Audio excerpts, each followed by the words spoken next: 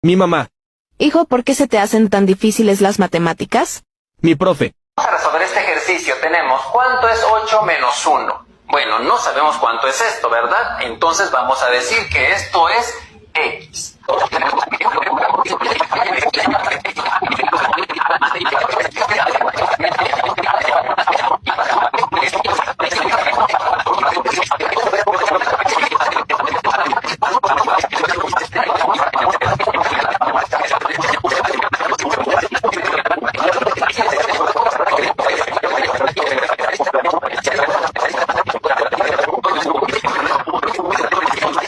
Listo, ya está, miren.